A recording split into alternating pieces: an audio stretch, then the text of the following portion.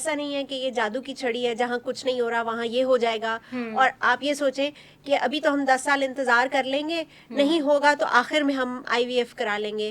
ایسا نہیں ہے, جیسے جیسے عمر گزرتی جاتی ہے آئی وی ایف کی سکسیس ریٹ بھی کم ہو جاتا ہے. As you are N I we F expert, تو آپ سے ہی میں جاننا چاہوں گی کہ پاکستان میں بھی اب آئی وی ایف کے حوالے سے کافی اویئرنیس آ چکی ہے. سو آئی وی ایف پہلے تو میں آپ سے جاننا چاہوں گی ایکچولی ہوتا کیا ہے, کس طرح سے کیا جاتا ہے؟ سو آئی وی ایف مخفف ہے ان ویٹرو فرٹیلائزیشن کا, جس کا مطلب یہ ہے بیسیکلی کہ آپ باڈی سے باہر نکال کے, جیسے ایک نیچرل فرٹیلائزیشن کا پروسیس تھا جس میں ایگ اور انڈا اور سپرم آپس میں مل رہے تھے, وہ پروسیس آپ باڈی سے باہر فیسیلیٹیٹ کر کے اور ایک ارلی پریگننسی بنا کر جسم کے اندر ڈال رہے ہیں. یہ بالکل ایسے ہے جیسے ایک پودا لگایا جاتا ہے, ایک درخت سے بیج گرے اور وہ زمین میں خود بخود ڈپازٹ ہو کے ایک پودا بنائے, تو that is like natural conception. اس کے برعکس اگر آپ وہ بیج لے کے آپ اس کو اس کی پنیری بناتے ہیں, اینڈ دین اس کے بعد آپ اس کو ٹرانسپلانٹ کرتے ہیں ایک ایسے پلیس پہ جہاں آپ کو درخت چاہیے, that's how I would say, and that would be I we F. All right. تو جو پیرنٹس کنسیو نہیں کر پاتے, تو یہ ان کے لیے آپ کے پاس بھی ڈیفینیٹلی پیشنٹس آتے ہوں گے, تو اس کے ریزلٹس کیا ہیں؟ اوکے, آئی وش کہ پاکستان میں گورنمنٹ لیول پر یہ انیشیٹو ہو جہاں پر سب آئی وی ایف کلینکس کو اپنے اسٹیٹسٹکس کو رکھنا پڑے, ڈکلیئر کرنا پڑے, تاکہ پیشنٹس کو سینٹر چوز کرنے کے لیے آسانی ہو اور انہیں ٹرو پکچر پتہ ہو ایک سینٹر کی. ایٹ دا منٹ پاکستان میں ایسا نہیں ہوتا. I worked in England before, جہاں پر ایچ ایف ای اے از دا ریگولیٹری اتھارٹی, جو کہ یہ سارے نمبرز لے کے اپنی ویب سائٹ پہ پبلش کرتی ہے, and then patient choose the centres accordingly.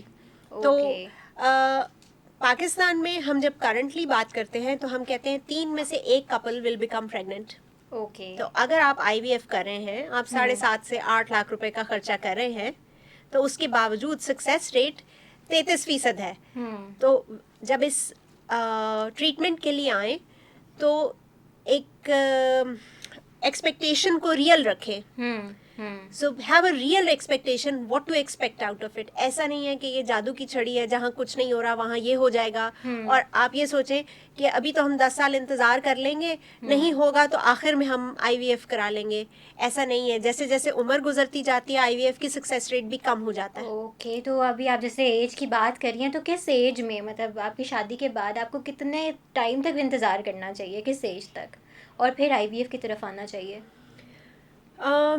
Again میرا خیال ہے ایک نیچرل کنسیپشن کی تو قدرت کی طرف سے ونڈو ڈیسائیڈڈ ہے, آپ اس نیچرل ونڈو کو فالو کرتے ہیں.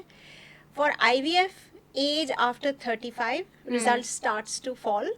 ریزلٹس اتنے اچھے نہیں رہتے جیسے 35 سے پہلے ہوتے ہیں, اور after 38 very drastic drop. So before 35 خواتین کو ضرور ڈیسائیڈ کر لینا چاہیے کہ what can they do about it. اچھا, اب یوزلی تو ایسا بھی ہو رہا ہے کہ شادیاں ہی آپ کی 30+ ایج میں جا کے ہوتی ہیں, اور اس سے صحیح کہا جاتا ہے کہ آپ کی کنسیو کرنے کی جو پاور ہوتی ہے وہ کم ہو جاتی ہے. سو I have started getting some patients جو کہ پروفیشنلز ہیں, جن کو لگ رہا ہے کہ شادی آن دا ہورائزن نہیں نظر آ رہی, کہ رشتے ڈیفیکلٹی سے ہو رہے ہیں, and they want egg preservation.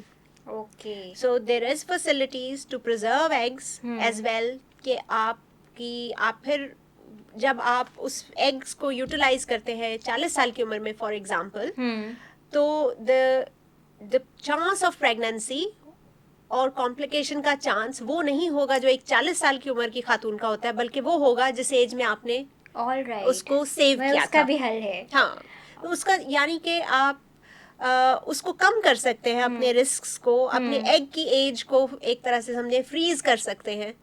All right. And can have children later. However, again, ہر چیز کی طرح it is not a quick fix. We have to bear in mind کہ large number of eggs چاہیے. تو یہ ڈیسیجن اگر آپ نے 38 ایئرس کی ایج میں لینا ہے کہ میں نے ایگ فریز کرانے ہیں, تو please that is to late. Take that decision before 35 as well.